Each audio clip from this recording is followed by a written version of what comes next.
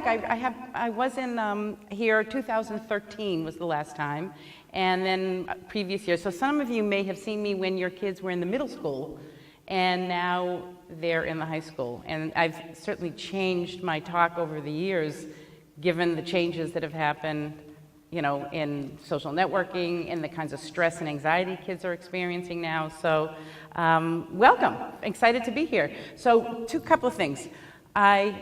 Such a feedback here. Just lean this on here so I don't have to carry this. I write a blog that comes out every Tuesday and Thursday, and I write on you know, any news stories that have been happening. Like today there's an incredible article in the New York Times about teens and anxiety, so probably that will be my blog for tomorrow, and then there's always links in there to any articles that I use. So it's just a free resource. The archives are there, so you can, there's I think close to 1,000 posts now. So you can tap into any of those. And also I will be selling my book after the program, and it's called A Survival Guide to Parenting Teens, talking to your kids about sexting, drinking, drugs, and other things that freak you out. It is 80 standalone tips, so I could just open this to any page. And, whoops, that was not the beginning. And this one is online bullying. Being made fun of can really hurt. So they're all about 3 pages. And it's, you know, I tell you what the problem is, why it's a problem, and then how to fix it. I give you the strategy all in 3 pages. So I'll be selling that afterwards. Okay, so we can move to the first slide. Mary is going to be my assistant and will be changing the slides for me. So the number of new brain connections that are made during adolescence is equal to the number of brain connections that are made in the first 18 months of life. So if you think of your, you know, your newborn, I know it's a long time ago for many of you, so some of you may have babies now, I know. And, you know, they are wholly dependent on you for, you know, that first 18 months. They need to be carried, they need to be fed, they need, you know, they don't have language yet. And then they start to develop, you know, the ability to communicate on their own, to, you know, feed themselves, to have you know, they have personality about what they like and what they don't like. That's a lot of change that happens in those 18 months. And that amount of brain change is going on in your kids' brains right now. And so the result of so much, you know, firing, I mean, these are like neurons that are connecting, you know, it's like playing the game of dots. And so it is literally growing as we speak. And so I call this the brain on overload. So literally, your kids are having feelings that they have never felt before.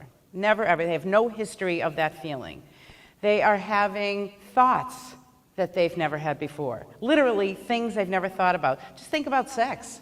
You know, when 8, you're not worried about you know, whether somebody's attracted to you or not. You're not actually having a physical feeling of, you know, being horny, you know. I know this is going on TV, but, you know, your kids' bodies are talking to them. I cannot tell you how many parents, you know, I'll talk to. I was just on the phone. I do parent coaching, and you know, a lot of times I do it on the phone, and this mom was telling me that, you know, her daughter has a new boyfriend that they've been together, you know, since, you know, May, long-term relationship.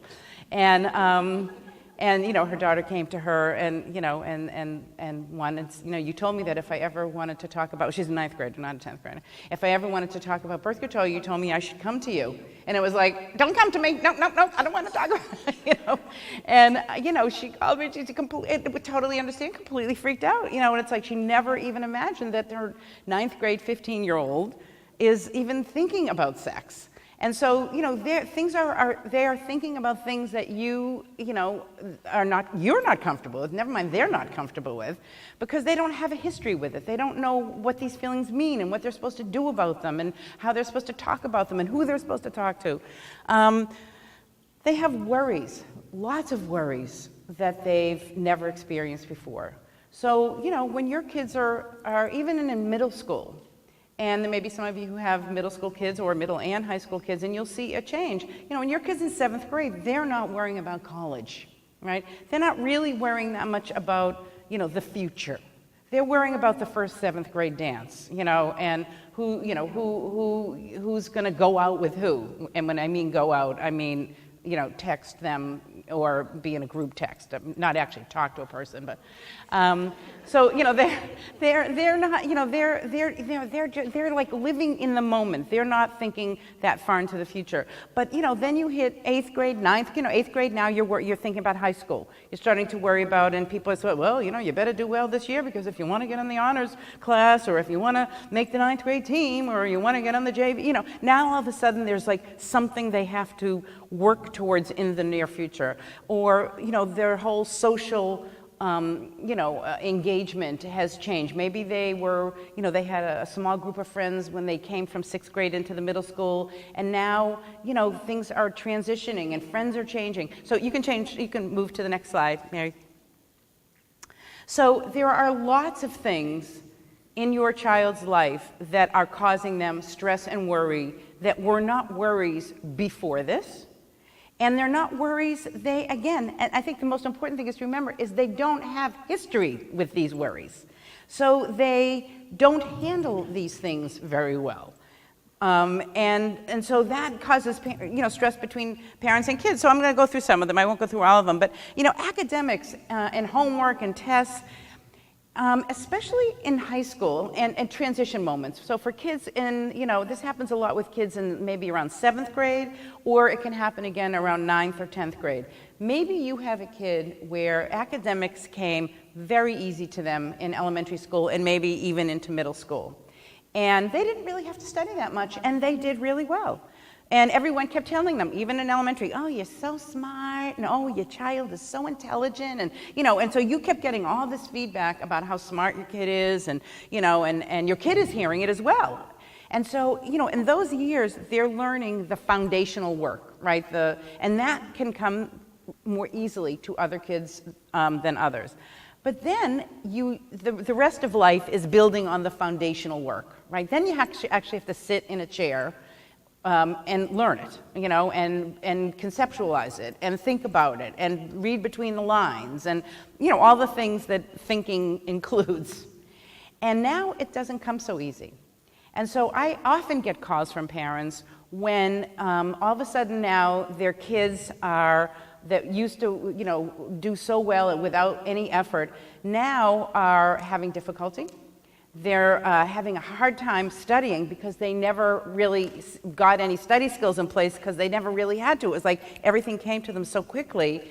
And now they start to question, the kids start to question, wow, maybe I was a fraud all those years. Now again, they're not sitting there going, maybe I was a fraud all those years. They start to think, something's not right here. Everyone used to tell me I'm so smart.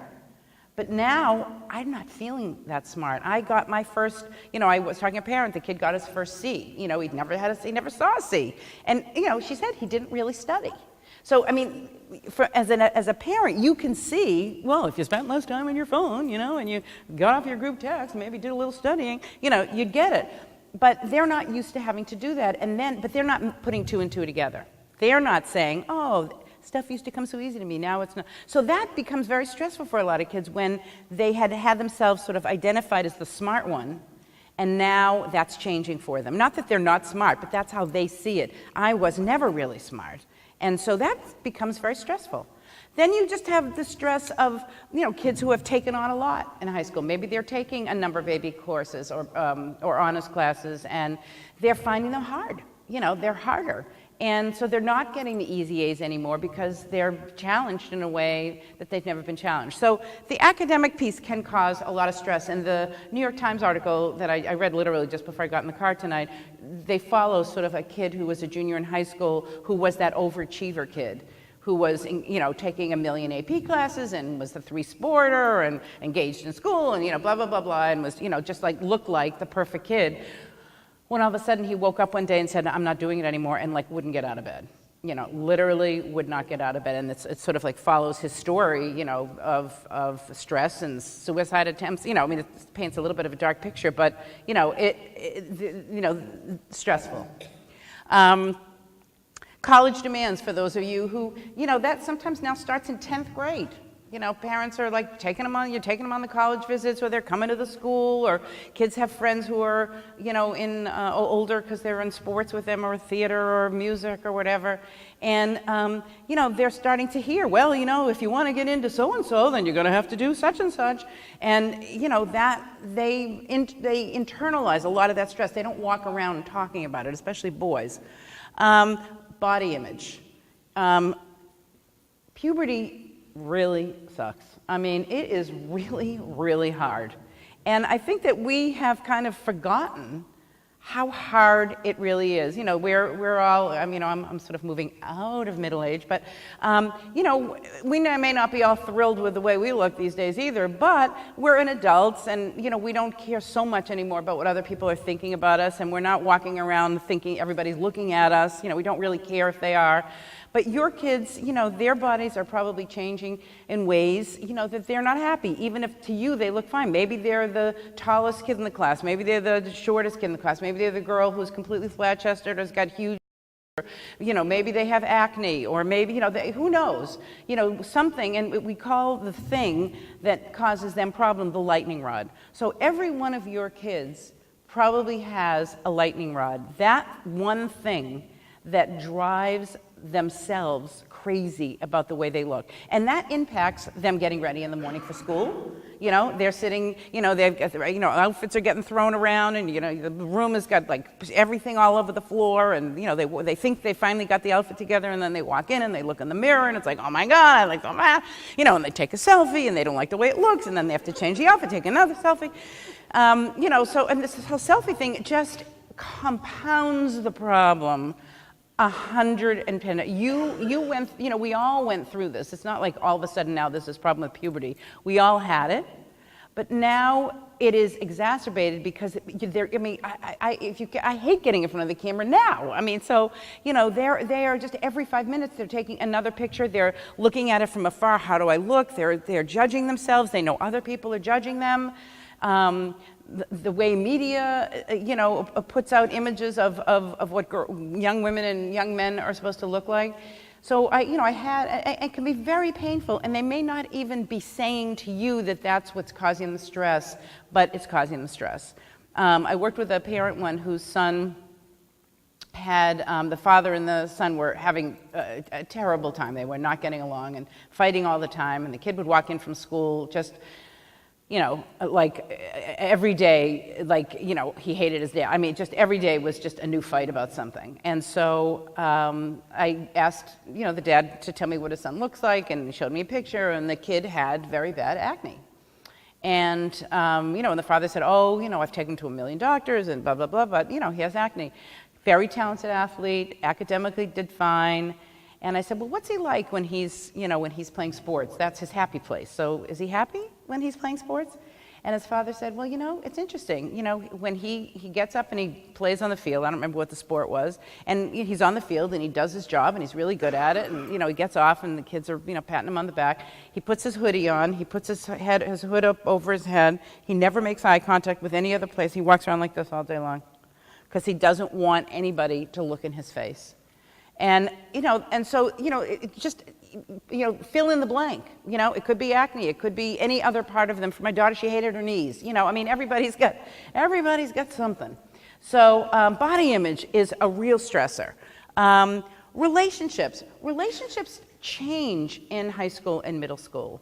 So, kids who come into either of these transition places, whether they're coming from elementary to middle or middle to high school, oftentimes their friend group goes through a transitional process. And so you might be the kid that gets left behind. Maybe you've had a group of, and I've had this a lot with parents, they have a group of friends. And I just had this with a parent who had a boy who's a ninth grader, and I don't want to call him a young ninth grader, he's just like a ninth grader. He was not into the social scene. He wasn't that much in the social scene in middle school. He wasn't, going to parties or trying to find parties to go to, and wasn't meeting the kids, at the park, or, he was happy with his 2 or 3 buddies and, whatever it is that they would do in the weekends. But those other buddies were ready to move on and ready to sort of be in high school, and whatever it is that means socially. And this kid wasn't there. And so all of a sudden, he's found himself with no friends for right now. And as a parent, it is so painful to, and the mother would say, well, I keep saying, well, why don't you call so-and-so? Why don't you, it's like you want to fix it. You see your kid not being called. Of course, you wouldn't know because they wouldn't call each other, but, not making plans or not heading out on a weekend with a group of kids or meeting, to do whatever. And, and the mother's, and there was a mother that I spoke to with this kid, and she was like, I keep, should I call another parent and organize and she used the word play date. And I'm like, no, they won't be having a play date. But, I said, in another year, when he gets settled, enjoy the time you have with him, because next year he'll find his group, he'll find his thing, and but there's that year of transition is so painful for the kid and painful for you. So, and then, again, they're starting, they're separating from you. So your relationship with them, it's funny, I'll have parents, maybe some of you who saw me when your kids are in middle school, left that night thinking, oh, I am so glad my kid isn't doing anything that she was talking about. We have the best relationship, all that stuff. I don't know what she's talking about, because everything is just great. And then I'll get the parents, 3 or 4 years later when I come to the high school, and they're like, remember what you said about that thing? Well, that's like happening now. So, your kids are separating. I just worked with a parent yesterday. Her son's in 9th grade. I know sometimes it's moms that come. I don't know where dad's working, but she takes all the information back. But she was very close to her son all the way through, and now he's becoming, he's separating from her, and he's rebellious and he's angry, and she sets some limits that are totally appropriate, and he doesn't like it, and he lets them know in no uncertain terms that he doesn't like it, and he talks back, and that's not anything she never had that before. And I spent almost an hour with her just saying, it's normal, it's okay, so your relationship is going to change. But remember that the most time you have with your kids is after they're 18. And so it's not that long. I mean, it feels like the longest 4 years of your life, but truthfully, it all comes back around, and so everything that's going on now is just in the moment. It's just in the moment. They're separating. They're trying to figure out, who am I different from you? And they will do whatever they can to show you that very concretely. I want to be nothing like you. And then, of course, they will be everything like you. But, and just like we're very similar to our parents. So, just wait a few years and it'll all come around. Okay, next slide. Let's see, just looking at how many things, I'm not going through all of them, believe me, because I want to get to the other stuff, but, there are things, health injuries, sports injuries. Those of you who have kids who are major, sports is a giant part of their life. Their whole identity is tied up in being a great lacrosse player, soccer player, skier, whatever it is. And, when they get injured and they can't play, they go into depression. They go into a depression because it's like, one of the, biggest tasks of adolescence is forming an identity. Who am I? And if a huge part of your identity is, I identify as a X player, and then you get injured, and maybe you can't go back to that thing, or maybe you miss out an entire season. It's like, well, who am I if I'm not an X thing? Even though they have many other strengths, that's not how they see themselves. So that can be a huge loss and another stress and anxiety for your kids. Families go through a lot. People lose jobs, they get laid off, they move, you relocate, there's a divorce, there's a separation. Families go through a lot of transitions. And a lot of kids will look as if everything's going great. I'll say to a parent, well, how's it going? They'll say, I don't know, they seem fine. Well, they seem fine because no one's really said, this must be hard. Because, you may be going through a really hard time, and it's hard sometimes when you're not in a good place to then be there. No, I don't mean that you're not there, but to recognize that maybe it's easier to think, oh, gee, they're doing just fine. And so, sort of paying attention, gee, our family's in a crisis. Maybe you have an elderly parent and they're living with you now, or they have Alzheimer's, or you're at the nursing home every day, or you're, having to take them to the doctor, and you're busy taking care of your parent, and and you have a job, and you've got children, and, you're being kind of sucked dry. And so, you don't have a lot left when you get home. And, so those are the kinds of things that your kids do pick up on. They just don't talk about unless someone says, hey, I just want to acknowledge we're in a rough patch right here. I know I haven't been myself. I know I've been stressed. I'm not, and and maybe, so I just want to, how's it been for you? What's that like for you? And it's fine, I don't need it. So they may not give you an answer, which is fine, but at least they know that you're aware that it might be an issue and that you're available. So you take the, sort of the nonverbal stuff and you put it out there and give them, just so that they know, it's okay for me if I'm having a bad day, even though, maybe they feel like they can't burden you with one more thing because they see how stressed out you are. And when you give them permission, hey, I can handle it, I'm okay, how are you doing? I'm fine. So you may get that answer, but that's okay, you've made the offer. Social networking, obviously, and I'm coming back in January, so I'm not going to spend a lot of time tonight on that. Suffice it to say, it is ruining their life. No. It's, it is just a phenomenon that just keeps on giving. I know that, the stress and anxiety that kids and pressure kids feel to perform on social media is enormous. And I know that parents feel very powerless in stopping this. And so, I'm going to give you lots of tips when I see you in January, so it'll get you coming back for more. But it is, you think they just do it because it's fun. They do it because they have to. It's not all fun, and it's mostly not fun. It's mostly another source of intense anxiety and stress. Because they, if they're snap streaking, or everyone knows what a snap streak is. I'm sure you're all very familiar, but those you don't, they might not have to say anything real, but if they're on a streak with a friend, it means they have to keep that Snapchat going. And you have a certain amount of time to respond to a snap, and if you don't, then the streak ends. So this summer was an eye-opener for me. I had parents calling me, kids were paying other kids to do their snap streaks for them when they went to overnight camp, or they went on one parent sent her daughter to Costa Rica, for that summer before the junior year, before you play, or senior year, to put on your college, thing, and it was this amazing trip to Costa Rica, and then she finds out that the daughter had, because she couldn't take a phone, had given the phone to a friend and was paying them a monthly fee. It's like a money maker. It's just crazy. It's crazy out there. It's just a wild, wild west.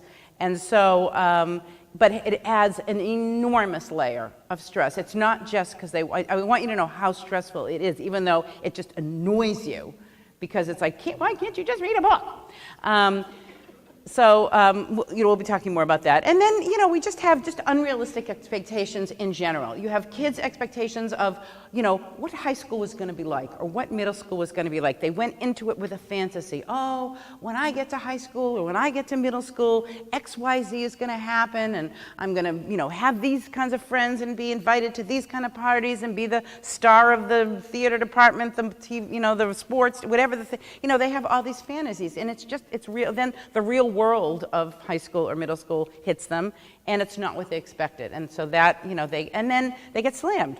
And then also, they know what you expect of them, and they know and can feel your disappointment in them when they don't measure up, when they, disappoint you, whether it's behavioral stuff, they get caught doing something, or, they don't do what's expected of them, their grades have dropped, or you don't like their boyfriend or their girlfriend, or, something. And, so that disappoints them. So as you can see, there is a lot going on, okay? And it's a new brain. And let's see, go to the next slide, because I forget what it is since I can't see it. Okay, so we'll keep that there. So here's why all of that stress makes them so crazy, okay? And then that will lead us into the 4 ways of fighting. The teenage brain does not work the same as the adult brain. So they did a study at Brown University because they wanted to see whether, given the same task, that the adult brain and the teenage brain would behave in the same way. So the task was to show, they had a group of adults and a group of teens, and have them identify different slides of human faces with showing different emotions, right? So there was fear and disgust and anger, sadness, joy, anxiety, whatever. There were lots of them. And then each person was in a scanner, an MRI scanner, so that when they were identifying these photos, they could see what part of the brain was in activation as they were doing that feeling identification. So their hypothesis was that everybody's brain works the same way when they're doing this kind of task. So they did the adults, and indeed the adults, all of their frontal cortexes, was what lit up the thinking part of the brain. So then, that was what they expected, that would be the frontal cortex would be the part of the brain that would be working when you would do this kind of a task.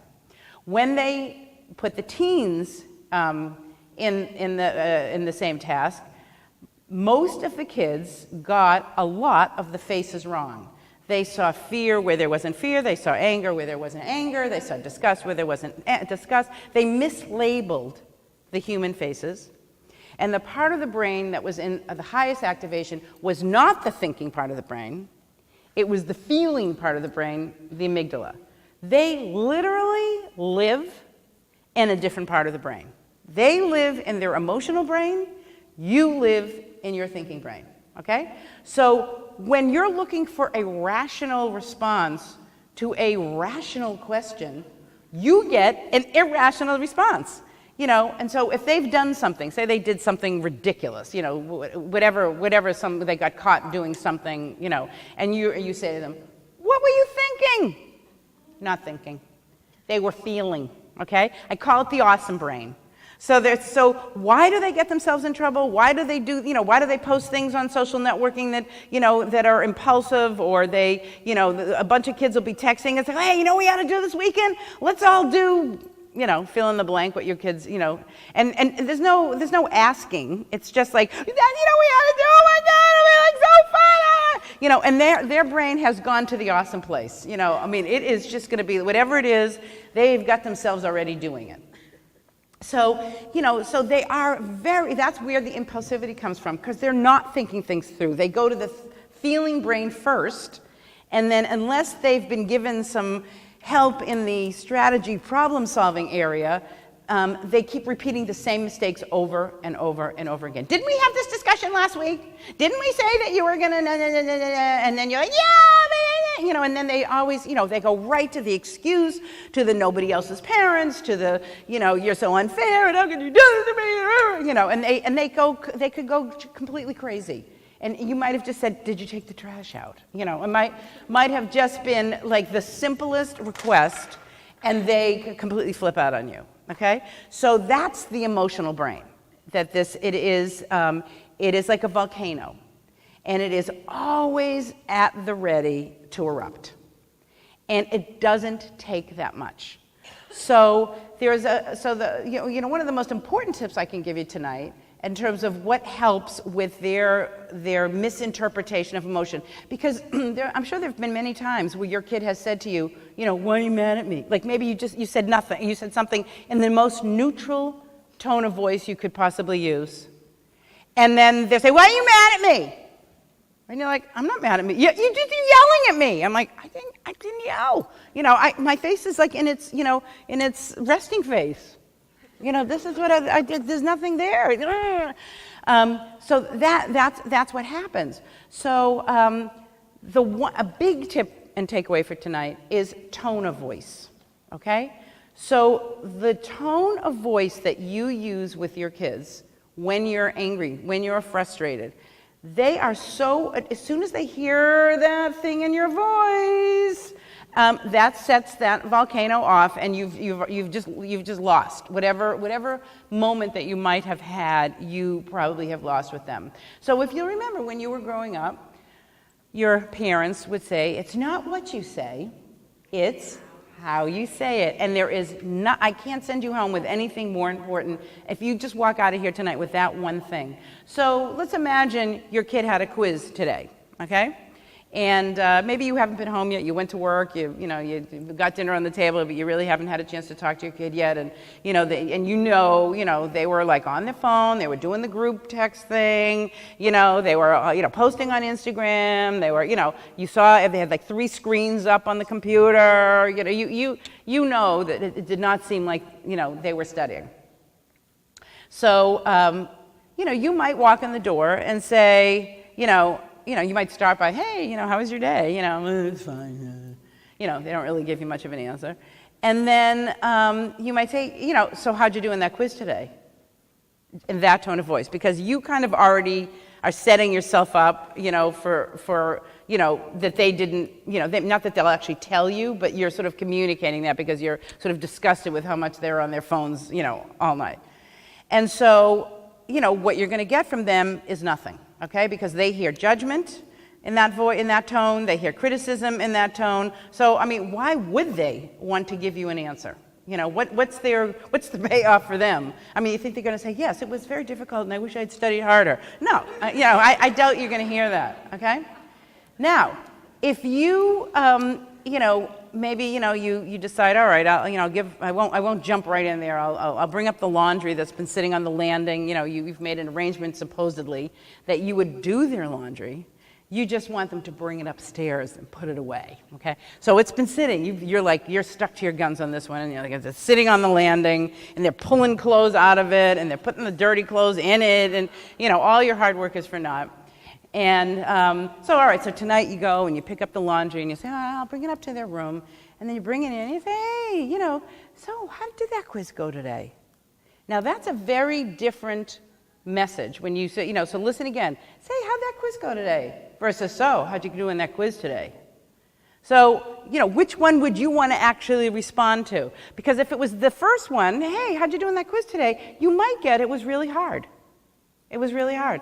And if you can hold yourself back from saying, well, it probably wouldn't have been so hard, if you did a little bit more studying, if you can just hold yourself back from going there and saying, it was. So what was hard about it? It's the way you're sounding actually interested. It's like, I want to know what you have to say, not I want to lecture you about it. And so, to me, the most important thing is to get your kids to want to talk to you, okay? Because they need your help. You saw that whole list of things that stress them out. They need somebody to talk to.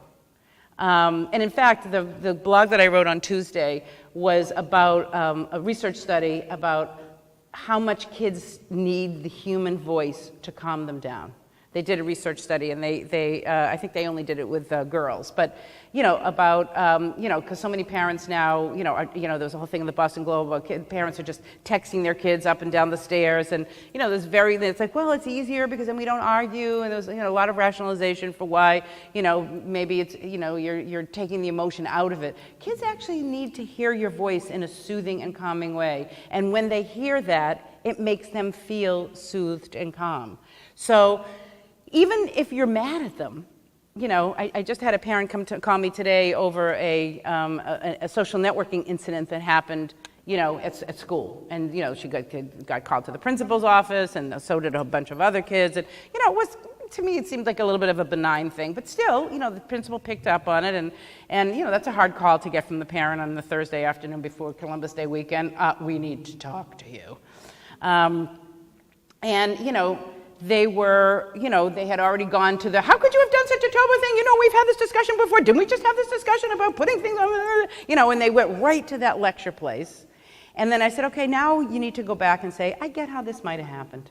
I totally get how this might have happened, without getting the whole incident. But, and I said, you need to go back. And I said, then you can problem solve about it. So tell me about it. Were you bored? What was going on with you? Not like, so what did you, how could you do such a silly, Tell me more about that.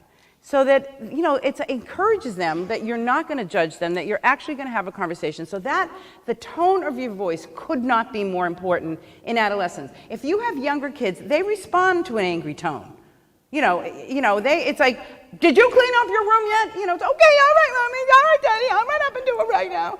Because they respond to sort of that authoritarian model of parenting. That's just developmentally where that age kid, that elementary school age kid. But as soon as they hit adolescence, that tone of voice sets off that emotional brain that has previously not been in place in the same way. And then everything becomes an argument. And then they shut down. And that's what you don't want. You don't want your kids to shut down. They need your help. Okay, which brings me now to the 4 ways of fighting. Because so much of adolescence has to do with arguing. And, arguing is a good thing.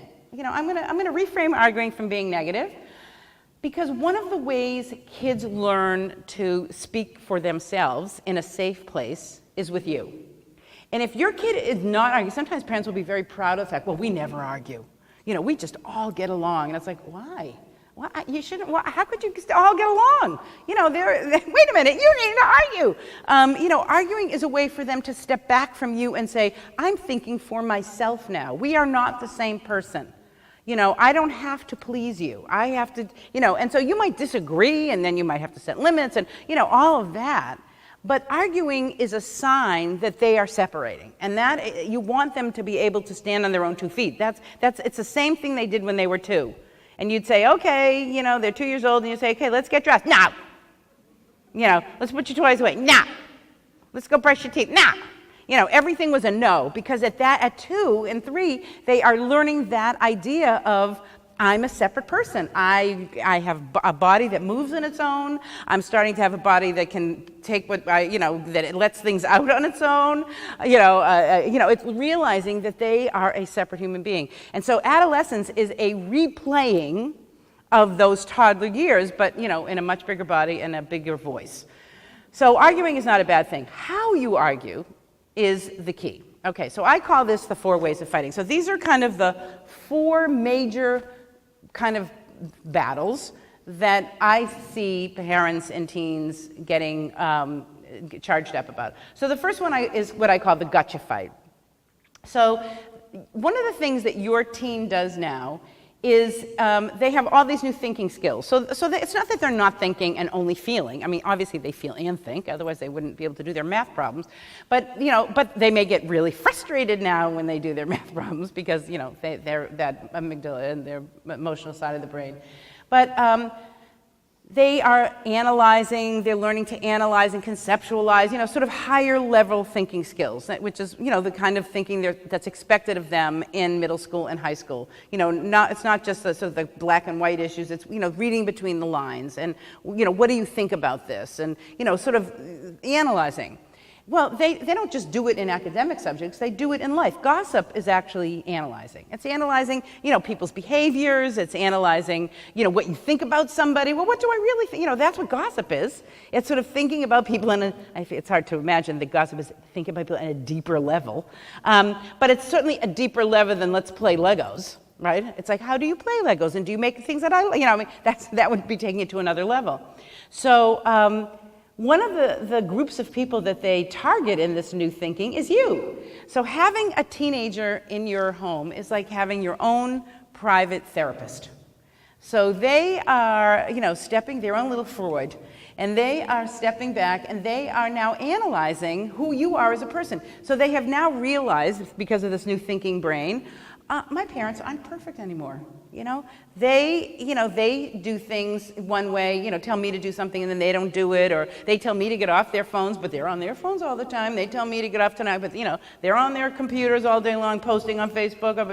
They will start seeing, where you're being a hypocrite, and they just love to tell you, because this is a real thumbs up moment for them, because now that you're not perfect, it makes it more okay for them not to be perfect. And they, Lord knows, aren't perfect, okay?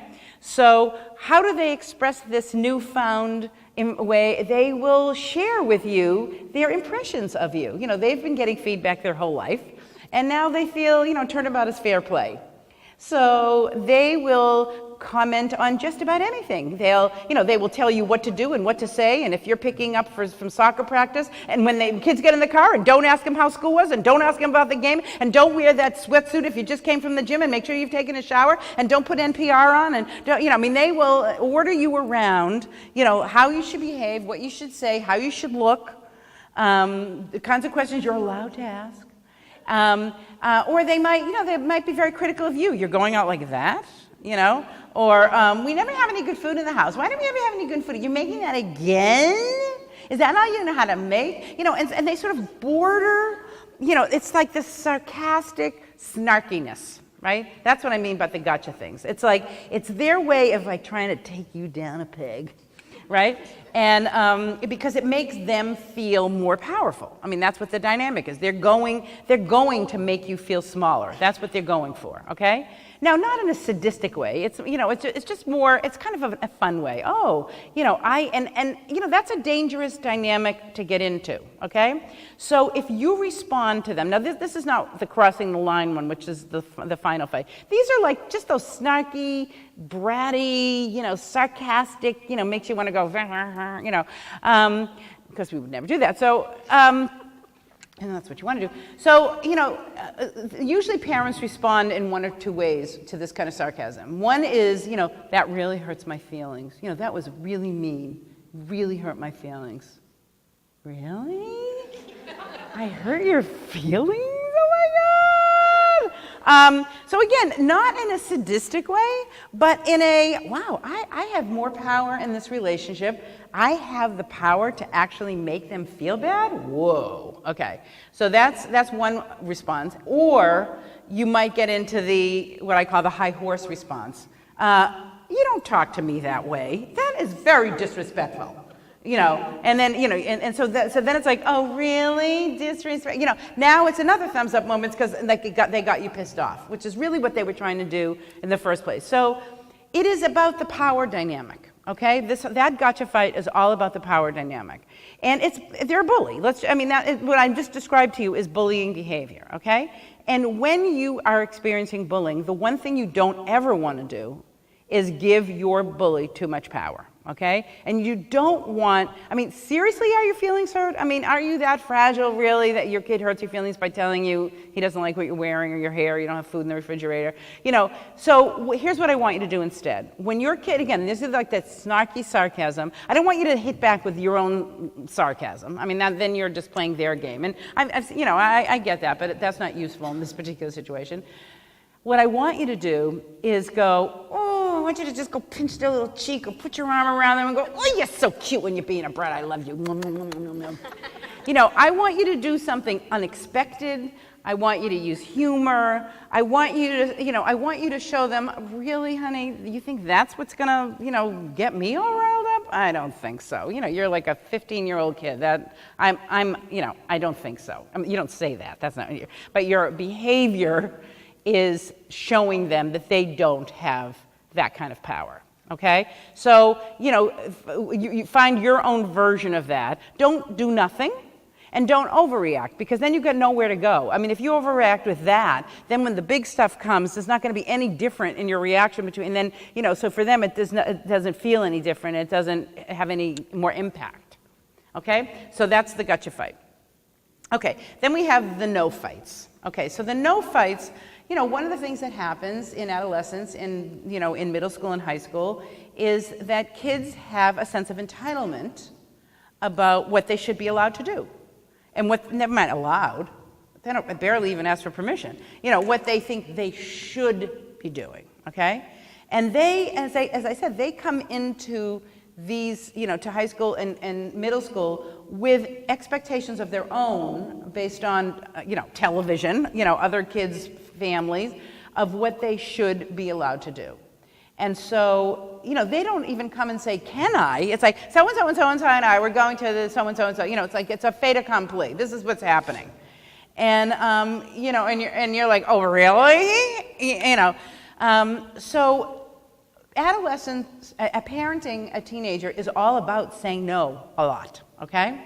So when you say no to your teen, whatever it is. Maybe it's they want to go to a concert on a Sunday night, or parents are going away for the weekend and they said the kids could stay at the house, or, you know, I don't know, who knows? There's a party with booze and they think you should let them go. Who knows? Booze, drugs, whatever. So here's the thing. When you say no, you have to understand that in their head, they have them, you know, that they've been texting with their friends and they're like, oh my God, so-and-so's gonna have a party this weekend. Oh my God, it's gonna be so much fun. Everyone's coming. You know, and they're like all, you know, they're so excited about whatever the thing is. And that, you know, that volcano, you know, so, and then they come to you and you go, oh really? I don't think so. You know, whatever. You say no, because it's like unrealistic or unsafe. Those are usually the two reasons why you would say no. When you say no to your teen, remember that the yes is in their head. They just imagine that, of course, they're going to do it. And you say no, you have now burst, you know, the bubble. They are not going to go, oh, what a good parenting call. Thank you so much, you know, for keeping me safe. No, they're going to flip out. What a surprise, okay? Because you have just burst their bubble. So they're going to go wild, okay? They're going to go wild. And that should not catch you by surprise, okay? Now, I do work with a lot of parents who are afraid to say no because they don't want to unleash that no. And so, you know, they avoid that at all costs, which is just as bad as overreacting. It's, you know, probably worse. Because then that child, you know, that teen then starts to feel they are in control of the entire relationship. Okay, so let's assume that you're in control of yourself that day. Okay, the next one, which is the, you know, the pushing buttons one, is when you don't have the control, which is 90% of the time. But let's be optimistic. Okay, let's be optimistic. I think that sometimes, you know, you're in control. You're gonna go, yeah, my kid's gonna ask me something and say no, and they're gonna flip out. Okay, I can deal with that. Okay. So once you feel good about your no, okay, it's all about your own confidence. Have I made the right decision? Is this a knee-jerk reaction no, like I just said it because I'm sick of you and you've been driving me crazy all week, and no, you know, it's more that no, then this isn't gonna work. But if it's a no, it's like unsafe, unreasonable, one of those two areas, and you feel really confident in your, you know, in your decision. Well, now you can be empathetic. Okay, now you can go to and it's what I call an I get it moment, okay? And, you know, my whole philosophy of parenting is to use what I start sentences with I get it, because it shows understanding. It's a way for you to start a sentence, you know, and show them. So you can say, I get you're really disappointed. I get you're really frustrated. I get you're really pissed at us. I know this was something that felt really important to you. You can understand, right? You're not giving anything up by understanding. You're just acknowledging feelings that they're having. You're helping label them. You're showing them, you know, that people disagree, and it doesn't always have to turn into an all-out fight. You know, I get this is really hard for you. I had a parent whose daughter had a best friend. So there's two girls, they were best friends, and since, you know, nursery school. And, you know, now they're in high school, and they always fantasized about what it would be like when the first one of them got their license. You know, that was the big, you know, these days I hear kids don't like to get their license, but you know, for this girl, it was a big deal.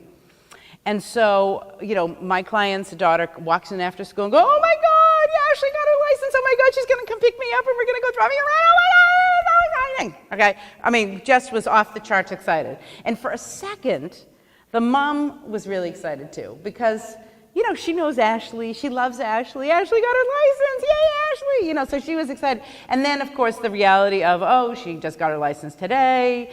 You're not allowed to take kids in your car for 6 months, you know, and then, you know, realizing now she's going to have to burst her kid's bubble. And so, you know, it started off okay. You know, it started off okay. She's like, oh, honey, you know, no, you know, you can't go with Ashley because she just got her license. And, you know, she started off nice. And the kid, of course, completely flipped out. Completely flipped out. What are you talking about?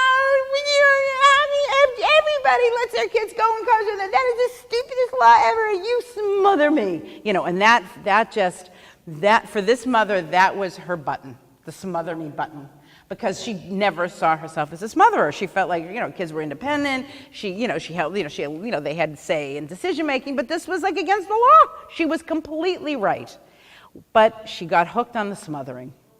And it just blew up into a giant fight. Okay, a giant fight, and the kid ran out of the house. Well, I'm leaving. I'm living here again. I hate you. And, it just escalated.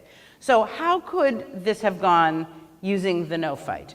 It could have gone, oh, honey, oh my God, this is going to be so disappointing for you. I'm so sorry. I know how disappointed you are. And then so you give your one sentence, your empathy, and then you do this.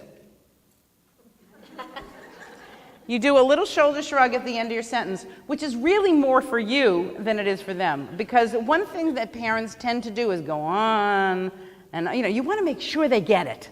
You want to make sure they honey, it's the law. The law states on page of your blue book that, and you're like going on, and then if she just got her license, and then she gets stopped, and then she's going to lose her license. Do you want her to lose her license? And you could just go on for days because you have a rational, thinking, full working brain, and and to you it's perfectly reasonable that she shouldn't, and she's not using reason right now. She's using emotion. So once your kids go to that emotional place, you need to be there with them, not change your mind. And so the worst thing that might have happened is the girl would have probably went in a room, slammed the room, and started to cry. Okay? But when it becomes a battle, and a power struggle, then, kids are motivated to win those power struggles. I mean, that is just their job, is to beat you.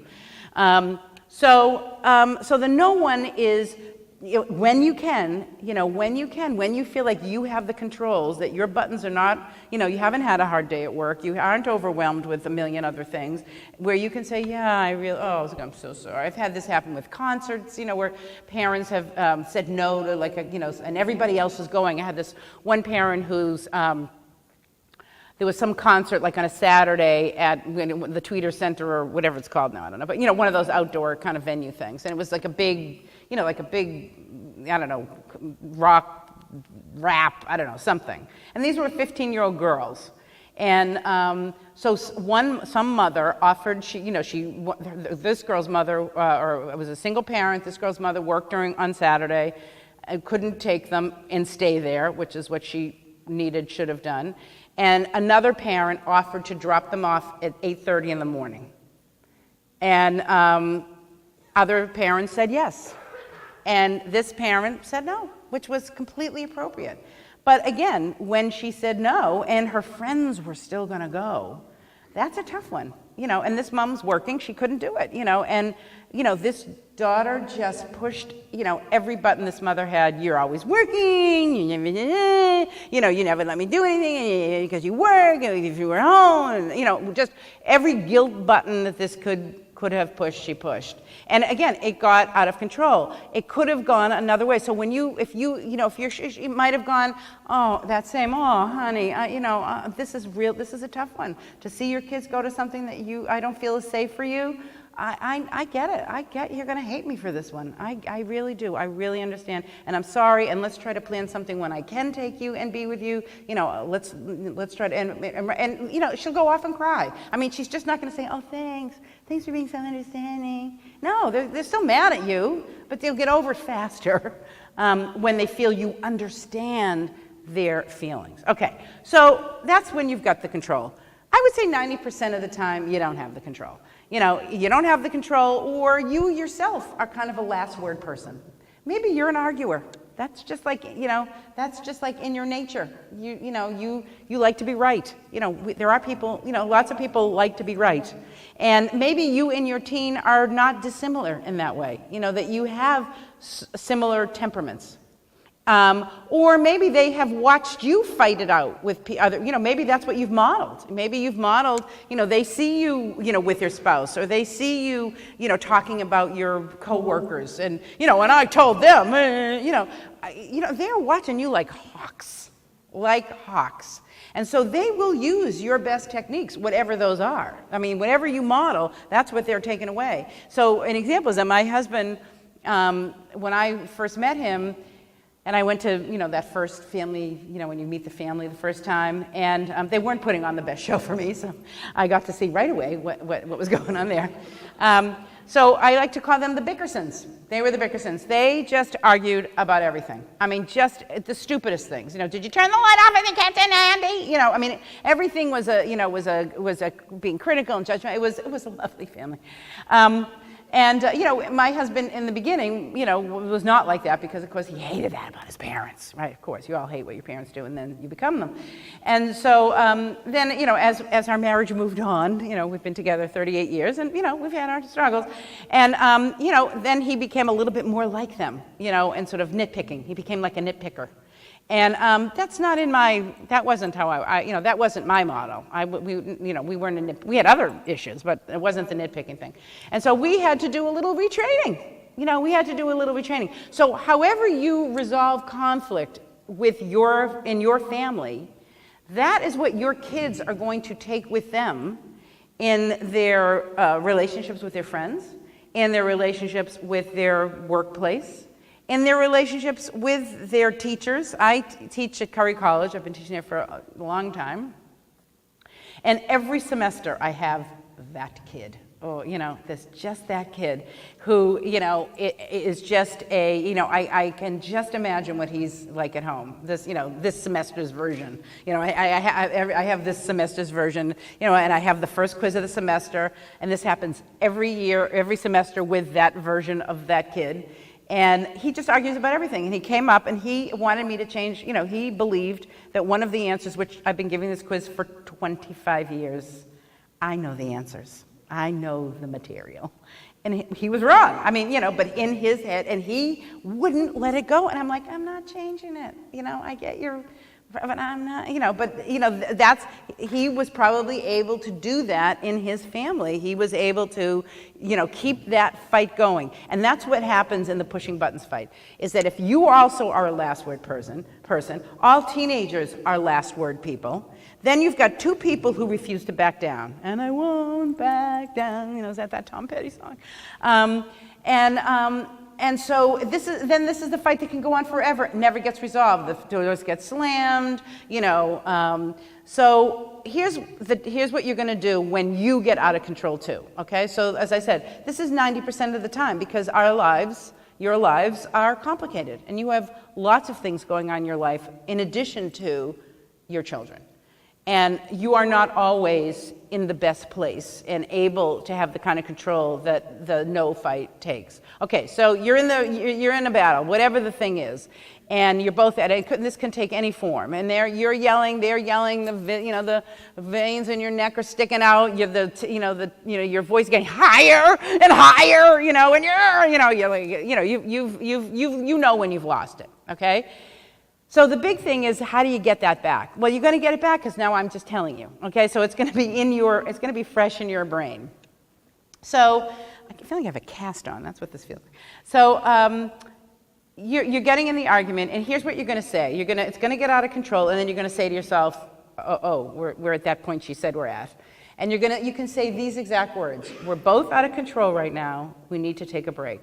Okay, you need to stop the action. Okay, right there. We're both, and own it too. It's not just them that's out of control. It's not just your teen that's out of control. You may be out of control as well.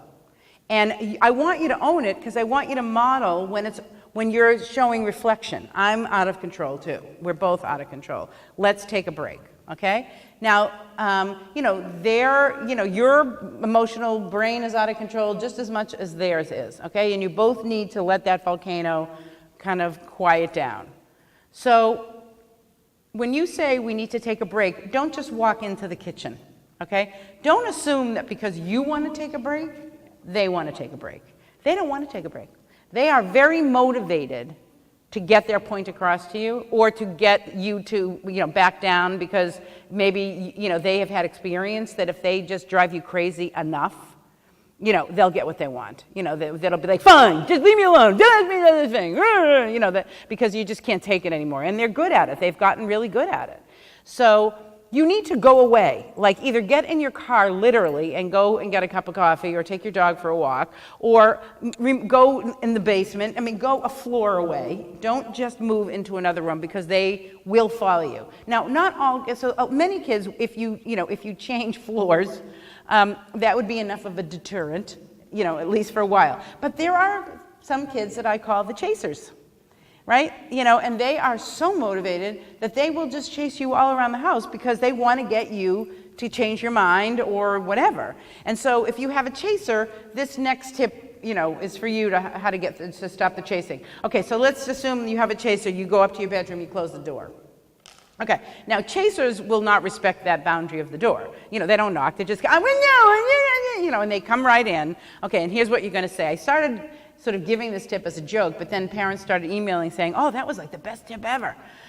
So here's what you're going to do. So you're going to turn to your kid in the calmest voice you can muster, and you're going to say, honey, I'm about to take a shower right now, so I'll be getting naked. So if you want to continue this discussion while I'm naked, I'm in, let's go for it. That'll be the end. They do not want to see you naked. So they will leave the room. Okay. So however you have to take that space, you get the 15 minutes or 20 minutes, maybe you need an hour. Whatever it takes, okay? Then you go to where they are. This has been a mutual fight. This hasn't just been them fighting with you. This has been, you're both fighting. So then go to where they are, because you're the adult and you can do that, okay? And you go to where they are and you say, don't start right back in. Don't do this. Well, now that we're both calm, let me tell you what I was trying to say. No, that's the kiss of death, okay? As soon as you say that, you just start the whole thing right up again, okay? So what you say is, tell me what it is you wanted me to hear, okay? Tell me what it is that you wanted me to hear. You give them the floor first. Now, they've also had time to calm down, and maybe they have rethought. Okay, so because it's like when they're thinking with their, the emotional part of their brain, they're irrational. They're not even saying things that make any sense. But when they're calm, so they might have gone back or they texted their friend and say, we got to come up with another plan. My parents won't let me do that. So maybe they realize that impulsive plan is not going to work and they have to go back to the drawing table. Okay, so maybe they say to you in a calmer voice, blah, blah, blah, blah, blah. And you say, oh, I think this is something we can work with. That they in their calm, and then you can compromise, and then maybe you can come, to a solution that may never have happened when they were being irrational and saying crazy things, and so were you. Now, maybe it's a no fight now. Maybe whatever it is that they say, you hear it, but now you don't have to fight against it. You don't have to get defensive about it. You can just say, honey, blah, blah, blah, reason, 5 or 6 words. I get that's not what you wanted to hear. I get how pissed off you are at us. I know it seems unfair. And you're done. But at least, you have modeled, you're in control now, and there is some kind of closure. Not the one they wanted, but there is some kind of closure, and, at least you're not off the charts angry. And, this is not easy. A parent that I worked with yesterday, they set a limit on the kid. What was the thing that happened? I think it was around money. They had suspected that their son was, he's a 9th grader, I think, suspected that the son was buying a vape pen and maybe smoking pot, because that's usually why kids are buying vape pens. If everyone here knows what a vape pen is. Very popular amongst high school kids now. And so they have like these cartridges that, that are flavored, but you can also put pot in those cartridges so that the pot doesn't smell when you smoke it. So, yes, some kids buy the vape pens to smoke, pretend smoke cigarettes, but it still has nicotine. But they usually are buying it to smoke pot. So they had overheard a conversation, unbeknownst to him, But actually, it was a conversation. He was actually talking on the phone, and he was talking to someone about how do you get one, because you can't buy one unless you're 18. So there's all kinds of, they've been sent away for it, or they have an older sibling. But anyway, the father had been standing outside the kid's door. He heard this about going on, and then they called about, what they should do. And I said, well, don't tell him you were standing at the door listening. Now it's information you have that he's now. So now keep an eye on his money, see where his money's going. So just the next day, so he said, he has a debit card. They put money in his account, or he has his birthday money, and he had already $20 in his pocket. He's in 9th grade, and he wanted to go get another 50 out, and he wanted his mother to drive him to the to the bank. And I just met with them, so that was very fresh in their mind, and they were like, you already got $20. What do you need more than $20 on you for? He obviously needed it to go buy something. Because he doesn't need $70. A 9th grader doesn't need $70 in cash on his person. And he was like, I just like to have cash on me. And I was like, So, I had just coached them to just not take him to the bank. I mean, they can't say he can't take it out of the bank. It's his money, but they don't have to enable him and make it easier by driving him. And it's a town, he couldn't walk to it. He needed a ride. Well, of course the kid flipped out.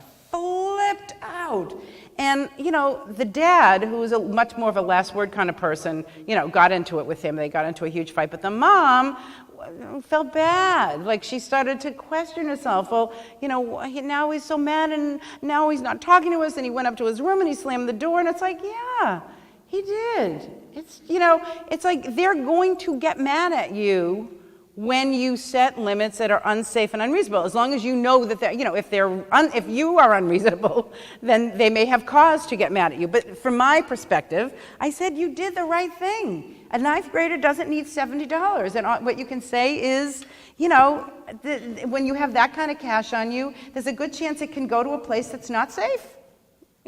Kids are using, you don't need that kind of cash, on you. It's not safe. We don't need, and that's all you have to say. You don't have to go into any more, and he can go get it, but not with you.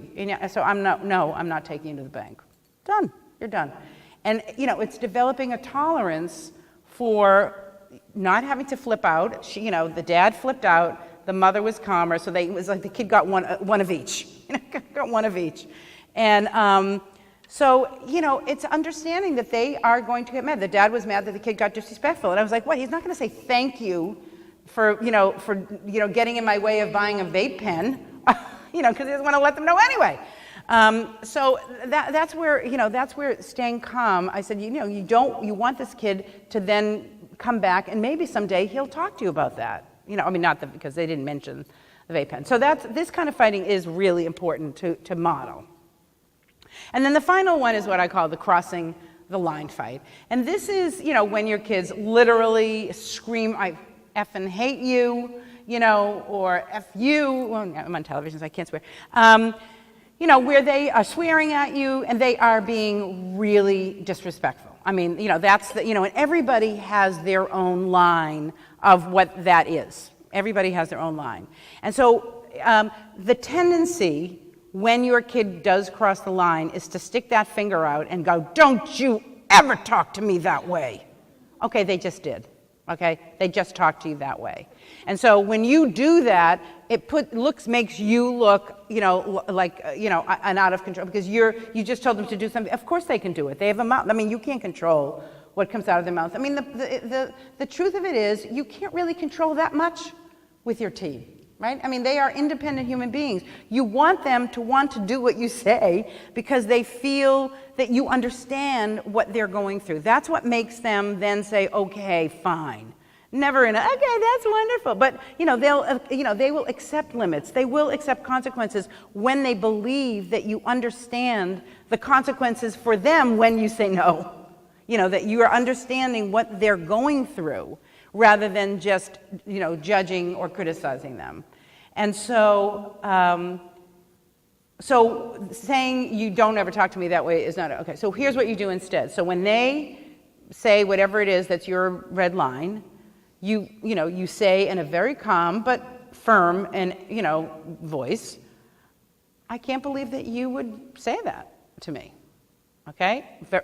Nothing, not like, not screaming and yelling, and you say your one-line thing, and then you walk away, okay? You walk away. Don't worry, there's a part two, not letting them get away with it, okay? Then here's the thing. Oftentimes when this kind of thing happens, when kids are so overtly disrespectful, we go to the give me your phone, you're grounded, which of course kids don't care anymore about being grounded, because then they don't talk to their friends anyway.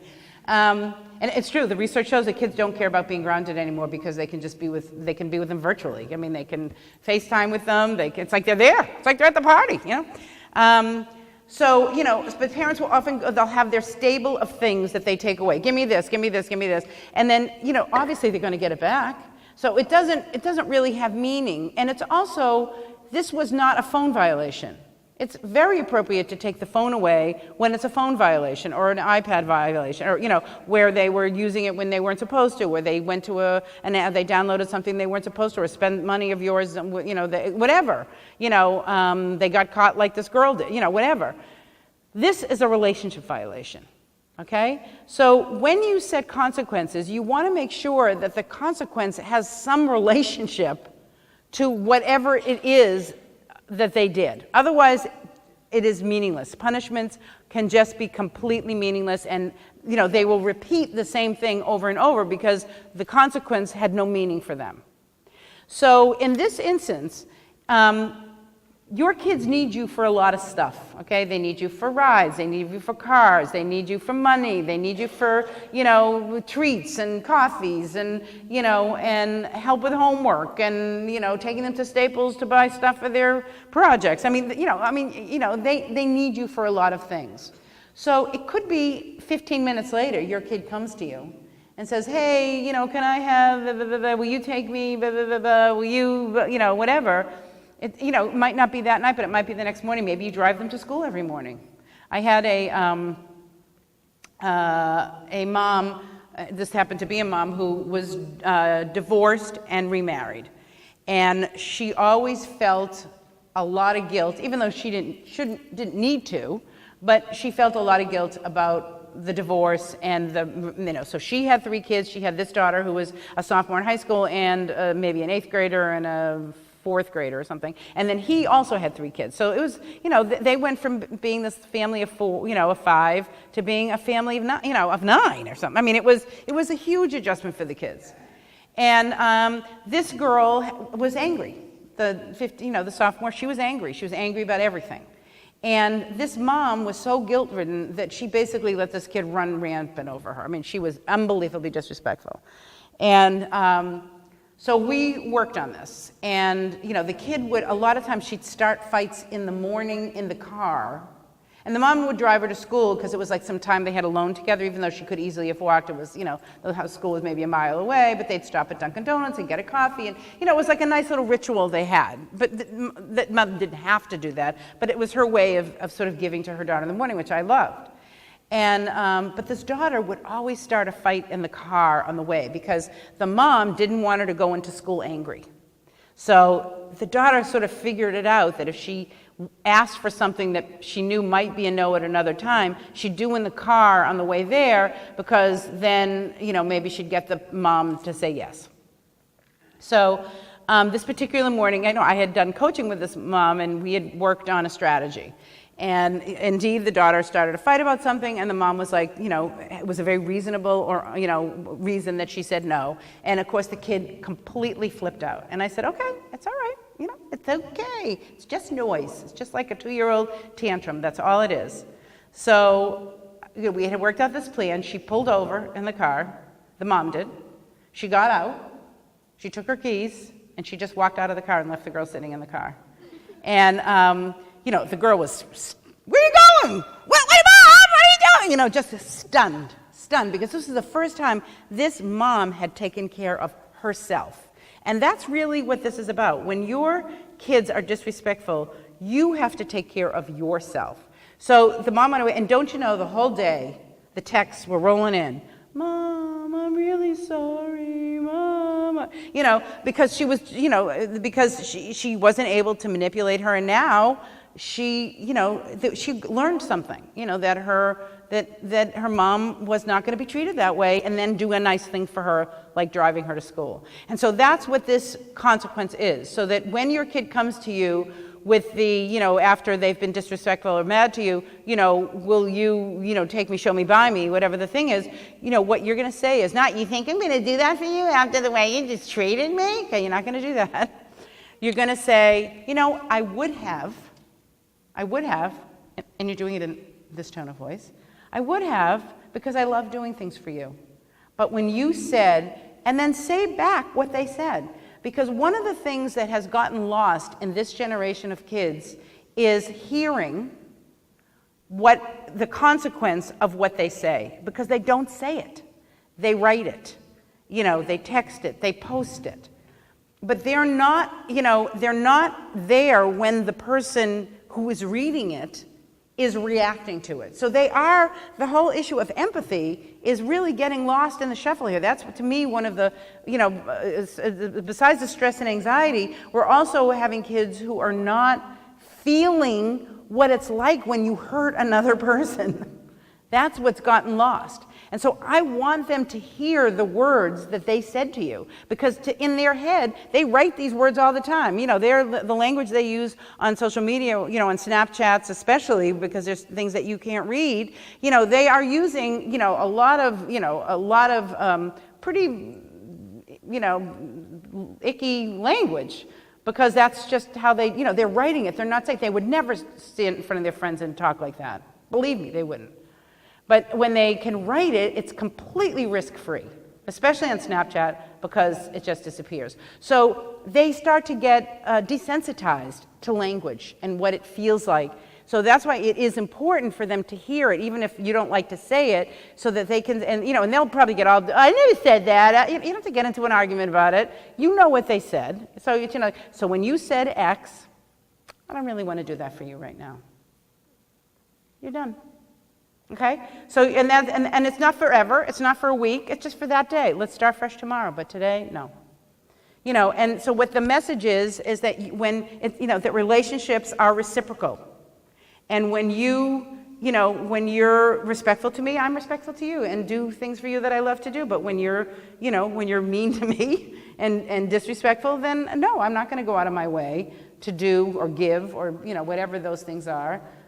Because that's not how relationships work in life. That's not how they work, and I don't want to. I don't want you to teach them that that's how relationships work. You can treat someone like crap, and then they still do nice things for you. No, that's not how it works. That's how it shouldn't work that way. So I'm not saying don't make them dinner.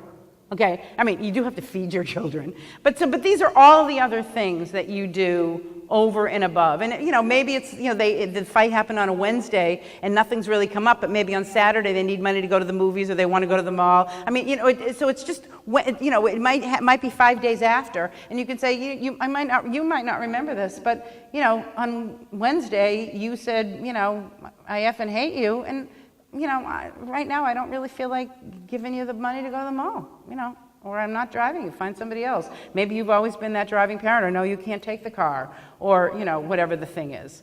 And, and so it's okay, it doesn't have to be, it's just the first time after, and that first time might be, 5 days later. Now that strategy can be used in lots of other ways as well. So maybe you have, you felt like you want to have your kids have one responsibility, one chore.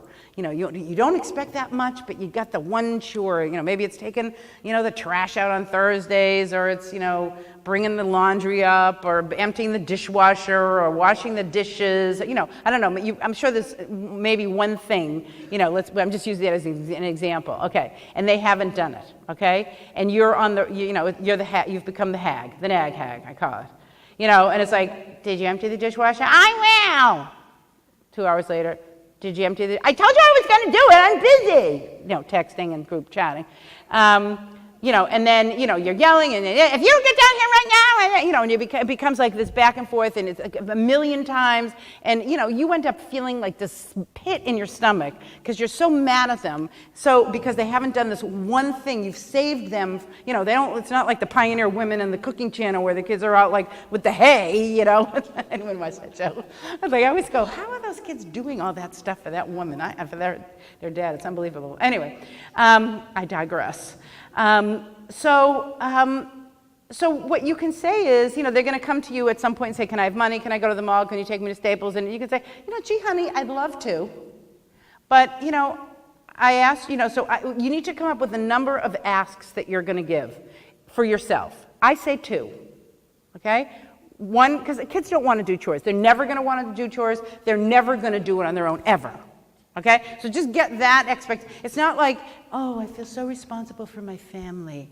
I really want to help my parents out. And, they work so hard for me. Let me at least empty that dishwasher. No, they're never going to want to empty the dishwasher. Okay? So just know that ahead of time. If you decide to do the chore thing, which is fine, but just know they will never do it on their own. It will require work on your part. And so your decision is just to, so you decide what the work is. So I say a 2 ask, okay? After the second ask, either you do it yourself because it's driving you crazy, okay? If it's a time-sensitive thing like the trash has got to go out, just take the damn trash out, okay? Just take it out, okay? Then that next time they come to you for, I need my sports equipment, I forgot my math book, can you bring it to school, can you go out and get me a coffee, whatever, all the things that you do. Then you say, honey, again, not you think I'm going to do this, and gee, honey, I would have loved to have gotten you a coffee. But you know what? You chose, and the word here is chose, okay? That's a very important word to use. You chose not to take the trash out on Thursday. I had to do it. I asked you twice. You chose not to do it. I'm choosing not to do that, whatever the thing is. Very, not like, and when you're a responsible part of the house, then we all have to share responsibilities. And don't do a lecture about it. They're not listening to you. They don't care. They really don't care one bit. They're not going to want to do the thing, okay? So if you really want them to do it, then the consequence has to be that you pull yourself out of the equation when it's something, that they want, okay? So that can be a very effective tool in lots of different situations because it gives you a really quick way to come up with a consequence as opposed to taking their phone away again, or, something like that. Well, if you haven't done your chores, I'm not going to, I don't want you to get into like this bargaining thing with them. You have put your expectation out there. They either do it or they don't. You give them the remind because they don't want to do it. And then the consequences that you just choose not to do something for them that you normally would have done. Again, not food. Okay, so that's the 4 ways of fighting. Okay, now next slide. Let's see if this is going to be one I want to. Okay, let's do this. Okay, so one of the changes. So we've talked about the emotional brain. We've talked about what happens with getting overwhelmed in the brain on overload. So the frontal cortex. This is probably something you all know. The frontal cortex of the brain, which is the thinking part of the brain, does not fully develop until aged 22 or 23. And trust me, I teach college students. It's true. Okay. When I say sequential thinking, that is the ability to think things through, okay? That's the ability to say, is this really a good idea? Or, if I'm rushed in the morning, maybe it would be good if I put my backpack together, had my lunch made, took a shower the night before, picked out what I was going to wear. The sequential things that we as adults we just know to do, and and we're not caught that much in our impulsivity about it because our thinking brains are full working order. But the lack of it doesn't mean, it's not a pass. I'm not telling you this because it's like, oh, then you shouldn't expect them to be able to do it. It's really about helping them to come up with a strategic plan. okay? Not giving them a strategic plan, but this has to do with risky behavior as well. Risky behavior, or, getting a project done without waiting to the last minute, or, the kinds of things that end up getting, you having to take care of their problems because they didn't think ahead. Calling ahead of time, how many times you end up running to school because they've forgotten, they forget their sports equipment, which is just, that one to me is just crazy. But, and then they call you up and it's like, oh, if the coach said if I'm not dressed, I'm not going to play, and then if I don't play, and so, you do sequential thinking very naturally. You will say, I know that, and sometimes you over-sequentially think. So, you'll be like, well, if they don't study for, this test in 8th grade and, they're not doing well in their X class, they're not going to get to the honors class when they're in high school. And then if they don't get in those honors classes, they're not going to get into good colleges. And then if they don't get into good colleges, they're not going to get a good job. And if they don't get a good job, I'm going to end up supporting them for the rest of their life. So, in 8th grade, you're already thinking through to, when they're 23. So we do that really, really, really well, and they don't really do it. I mean, there are some kids who are just built that way, and they just really are amazing that way, but that's just their temperament. That they just kind of were born that way. It's a way for them to, in some ways, take care of anxiety. But lots of kids, they're impulsive. Their emotional brain takes over in the moment. So, when they're getting dressed in the morning, you're like, hurry up, you're gonna miss the bus. And you're like, I'm coming. I look in the mirror, gotta change my clothes. You better hurry up, I'm coming. And look in the mirror, oh, gotta change my, their impulsivity gets in the way of their rational sequential thinking. And so this really impacts risky behavior. The social situations, whether it's posting things, on social network that can get them in trouble, or going to a party where, there's drugs and alcohol, or getting themselves in a sexual situation they're not comfortable in, or sending, sexy pictures because, like, oh my God, he says he thinks I'm pretty, so they're just impulsive, and they're not like thinking, oh, if I send this picture, he could then, take a snapshot of it, and then he could send it to all of his friends, and then he could, and then I could be humiliated all the school. Oh, I probably shouldn't do that. They're like, oh my God, he thinks I'm cute, okay? And you would have had that lecture with them, when you've given them, that lecture of what's unsafe. So the impulsivity is endemic, to adolescents. So it's something you have to anticipate, acknowledge, and then strategy. I mean, I'm not going to do the strategy for remembering. I'm going to do strategy for risky behavior. So it may be, they go out on a Saturday night and there's some kind of party that they're going to, and you're like, I'm going to give you the story because this really illustrates this so beautifully. This was a parent of he was a 9th grade boy who was an exceptional athlete. So he had, they put him on, in 9th grade, he got to be on the varsity, whatever the team was, because he was that talented. So it was the weekend of the first team dinner. I guess they have these Friday night team dinners. I had a daughter who was not in sports, so I never got into that whole culture. But so it was a Friday night team dinner, the first one. And this kid actually was very tall, looked very old for his age. He was 15, but he easily could pass for a senior because he had already had his growth spurt and had facial hair and whatever.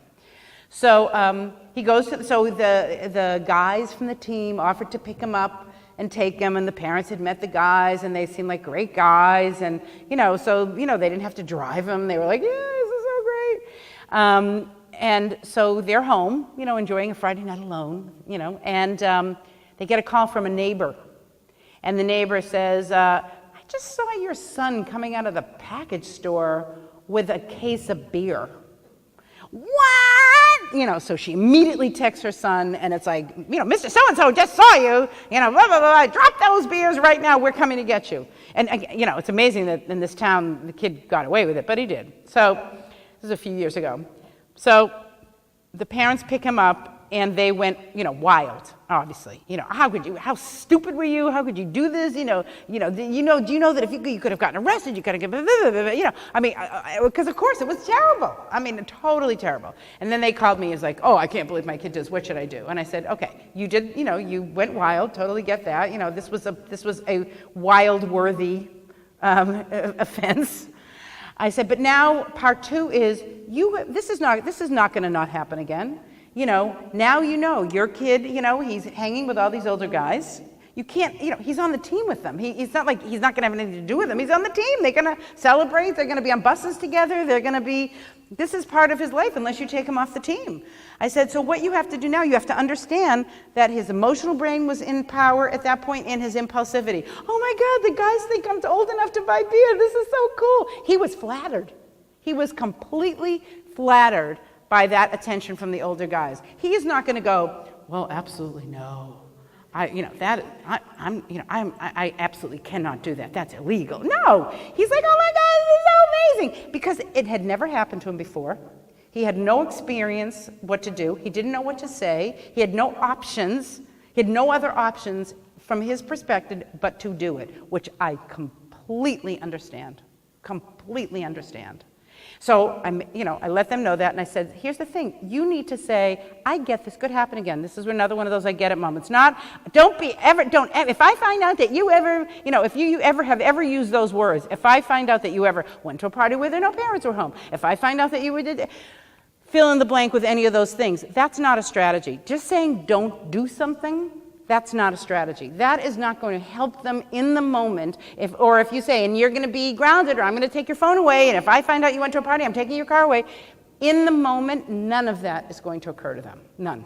Because they're living in that emotional brain. But if you have a conversation with, let's use that boy again, honey, I get how this happened. There's a whatever the consequence, obviously they're not going to let the boys drive them anymore, so that might be, one of the consequences. But you can say, I get this because it's going to happen again. You do look older. Your friends could take advantage of you too. It's not just going to be these seniors. It could be anybody. Now we've learned that kids can see this about you, and they may use that to their advantage. I get that this is going to happen. Let's come up with a strategy so when it happens again, you feel you have an option. You have something that you can do differently. And so then you come up literally with a script. And you don't just say, here's what you should do. Don't just, because if you do that, it literally is going to go in one ear and out the other, because it's not registering up here. They have to be part of that planning. Well, what do you think you could say? Let's come up with some things you think you could say the next time someone says, hey man, you got away with it, because now he's gotten away with it once. He'll get away with it again. And so you give him, and it's like, hey, it may be like, that was lucky, man. I'm not going to do that again. I'm not going to jail because you guys want beer. You come up with some options so that when he's in situations that he's unfamiliar with, he has some, even though he's in the emotional place, at least he has a repertoire should he choose or she choose to use it. And that can be about parties where they're on parents' home, or, issues around drinking or drugs or social networking. It's always starting off with, I get you might be in a situation. That would be the words. I get you might be in a situation you're not sure how to handle.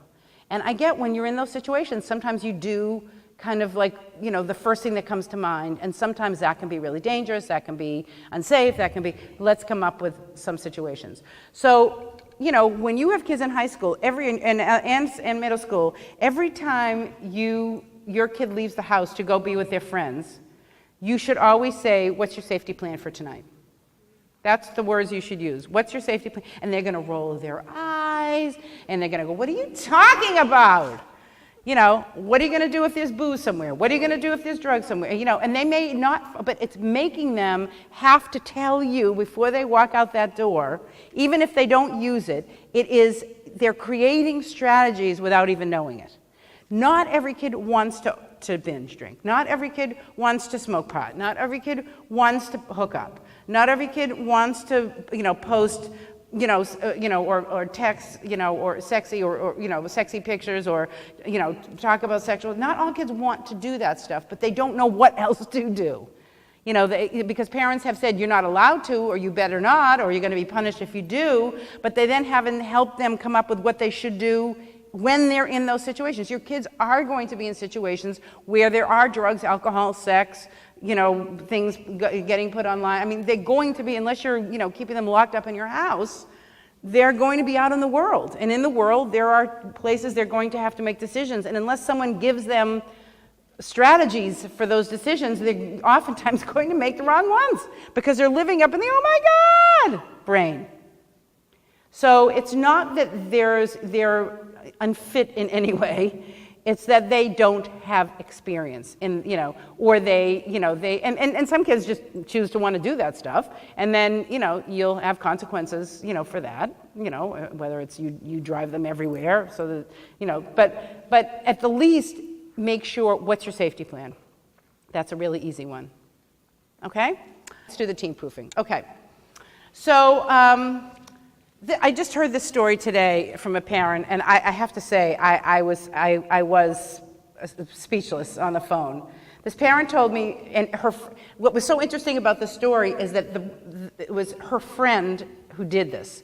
So she said she was telling her a story. She said, oh, you know, so on Saturday, so her son and this woman's son are friends, okay? So she said, oh yeah, on Saturday, this was like so amazing. I drove, whatever her son, not the woman who was on the phone with me, but her friend, you know, Tim, let's say her son's name is. Yeah, Tim, Tim, there's a party tonight at John's house. And so Tim, I dropped Tim off today with booze. The parent had bought the booze for the junior in high school, was dropping it off at the house of the party that night, which is what kids do. They stash the booze during the day. The father, and the woman was telling the story like it was funny. Oh yeah, and like the dad, you know, whatever the dad's name, he was like mowing the lawn. He never even saw him go in the house. And I was like, oh my God, this was like her friend who enabled her son with the alcohol, drops the kid. I was just crazed about this. So, you know, the first step is understanding that, you know, other parents do give their kids, the moral of the story, other parents do give their kids access to alcohol and some drugs, you know. So the one thing that you can do is to lock up your alcohol and your drugs. And the number one place that kids get alcohol and drugs is from their parents' medicine cabinets and liquor cabinets. And I once had a client whose son was, 15, 16, was having a sleepover with a bunch of boys. And the parents had come to one of these and they had locked up all their alcohol upstairs, but they did have a beer refrigerator in the basement, which they kind of forgot about. And the next morning, there were 5 boys there, they were having a sleepover. The next morning, all the kids were gone, and the mom, you know, was doing laundry, because the laundry room and the refrigerator was in the laundry room, and there's a barrel in there, and she goes in the barrel, she goes into the laundry room, and on top, right on the top, talk about not thinking things through, right on the top of the barrel was, 5 or 6 cans of beer. I mean, they didn't get completely trashed, but, and so, of course, the parents were like, incensed and like, I can't believe you betrayed our trust. And the kid said, you gotta lock up the beer. He said, you can't expect me to say no to my friends. And that is the actual truth, okay?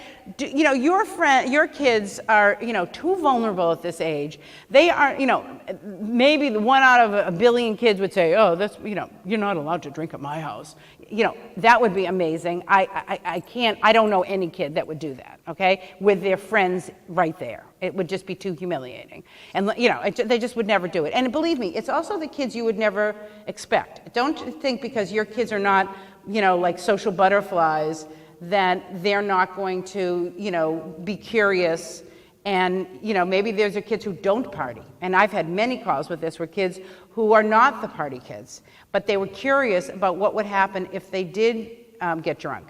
And so the parents never bothered to lock up the booze because they were like, oh, our kid doesn't do that. Our kid doesn't go to parties. Our kid's not into that. And that kid ended up in the emergency room. I've heard that story many times. So don't just think because, oh, my kid would never means that's your kid, okay? That it could be just that kid.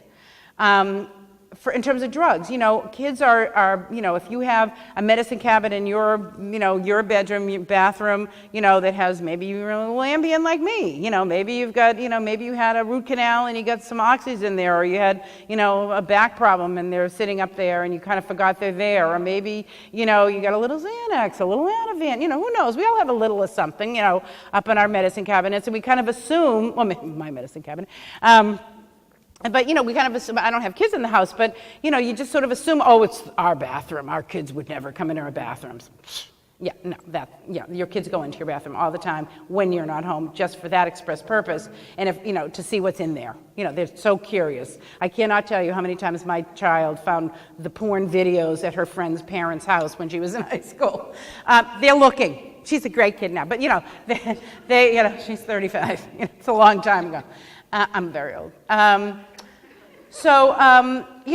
CVS sells these little inserts that you can put in. They fit right into your medicine cabinet. They have a lock on them so that you can put all of your, all of your drugs, in there, so that they're not available for experimentation. So that's locking up your drugs. Empty house plans. If you're going to go, maybe you're going away for the weekend, you got a wedding, you got a family event, you've stashed the kids at, people's, maybe they're staying at their best friend's house, or your sister lives in town and they're staying, whatever. You've got, you've made all your wonderful arrangements, and you've told the kids, they're not allowed to come back to the house, when you're not there. And, but the other kids are like, oh God, your parents are away for the weekend? Oh my God, let's go have a party. And with the same issue that the kid with the beer, it's very hard for a kid to stand up to their friends and say, oh my God, no.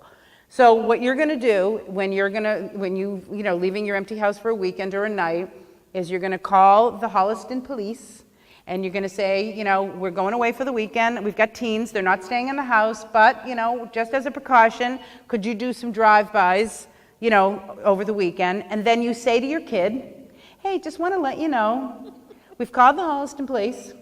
They're going to be doing some drive-bys. So if any of your friends, so you're giving them an out now. Any of your friends say to you, hey, man, gee, your parents aren't home. Oh, my God, it'd be so great. You can say, oh, my stupid parents, called the Holliston cops, and now they're going to be driving by, so no, we can't do it. So you're giving them the script, you're giving them an out, you're strategizing, you're providing, rather than setting them up to fail. Way too many stories about kids who get into that situation and then the party gets out of control, and I'm sure Holliston has their share of those stories. Sneaking out. This is like sleepovers. If you go to bed during a sleepover, no, you have to go to bed. But I mean, if you your kids are down in the basement, they're having a sleepover, and you're 2-3 floors away upstairs, and you at 11 o'clock, you lock all the doors, and you go up to your bedroom. That doesn't mean that the party hasn't just started down in the basement, okay? They've just been waiting for you to go to bed. And, oh God, the stories I've heard about, and I get a lot of these from my college students, because at some point I teach adolescent psych, and, I get all stories from them, and they're right out of high school, so, they're just 18, so they're fresh. It's not like, and things honestly haven't really changed that much, but with social networking and with, texting and, that kids, and Snapchatting, they can make lots of plans that you'll never know about. You might be checking their text messages, but you can't check their snaps. And so they maybe have made plans to meet up at, some other house, that they can sneak in through the basement door. And the parents will never be the wiser because they went to bed at 11 o'clock and it's 3 floors away. So if you have a sleepover at your house, you need to set your alarm for 1:30. 3, I guess you could, that, and and you say to the kids, hey guys, I just want to let you know, I gotta pee a million times in the night. I'm an insomniac. I'm up and down all night. I hope I don't keep you awake. Wink, wink. Okay. So it's a deterrent. It acts as a deterrent. It's very unsafe for a lot of kids will take the keys to the car. Maybe your kids don't have access to the car, but they have friends who drove over for the sleepover, and then they'll, once you're asleep, they get in the other kid's car and they're gone, and it's just unsafe. The whole thing is unsafe. They can bring alcohol. A lot of kids are bringing alcohol and drugs into the sleepover, and I'm scaring the crap out of you now, I know. And then a lot of the social networking weird stuff also happens, all those, the live sites now that kids can go on, and the live broadcast sites that kids can go on, which I'll talk a lot about when I come in January. See, am I getting excited to come in January? A lot of that can happen at sleepovers, and so they've got, they're having, live chats in real time with who knows who knows where, giving out information, So they need to still see a presence that you're going to keep them safe whether they like it or not, okay?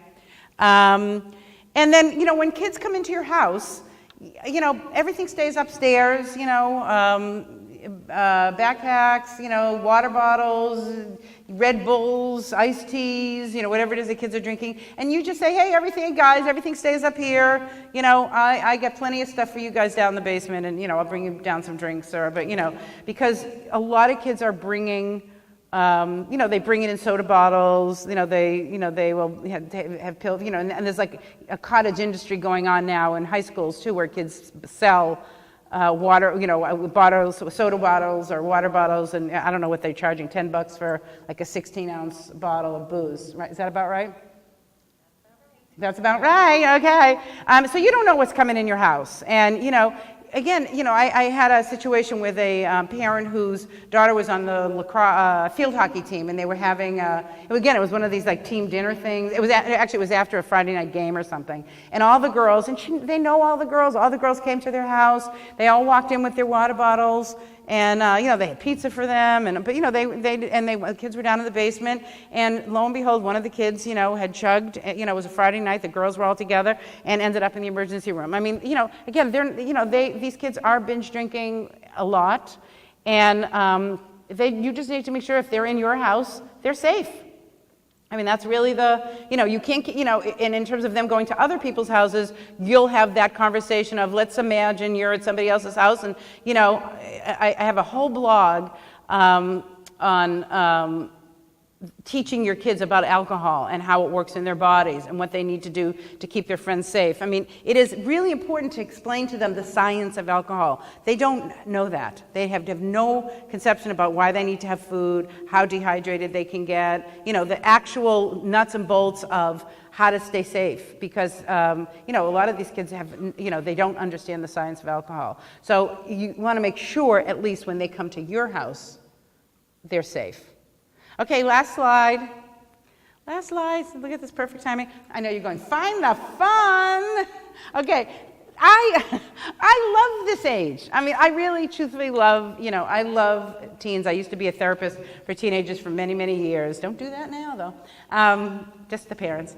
But I find this, such an exciting stage of life for both parents and kids. Your kids are becoming new people, they're thinking, they're saying things, they're thinking things, they're experimenting with things. Not all bad, lots of good stuff too. And they're going to take you potentially to some new places that you've never been. And I don't mean in the negative way, I mean in the positive ways. They might turn you on to things that you weren't. Maybe it's music, maybe it's a sport that you hadn't been interested in, or maybe they love to fish and you never fished in your life, but gee, that's something they like to do, and you're going to go hang with them at the pond because what a great way to get to know your kid. It's sort of like now they've sort of jumped into your life as they've been growing up. Now it's time for you to jump into their life. And when you accept, even with social networking, rather than saying and telling them how terrible you think it is, maybe, finding some fun app and having them teach you how to use it. I mean, it's not all bad.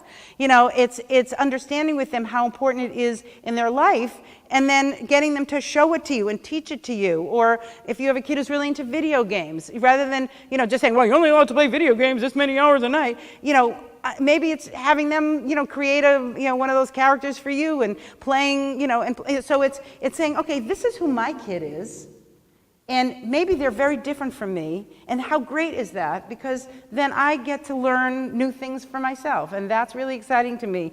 And, my daughter taught me a lot. She still teaches me a lot. And I'm glad I paid attention, because it made me a much richer person and a better person. So your kids have a lot to teach you, and a lot of it happens right now. So enjoy that part of parenting a teenager. And thank you all for coming.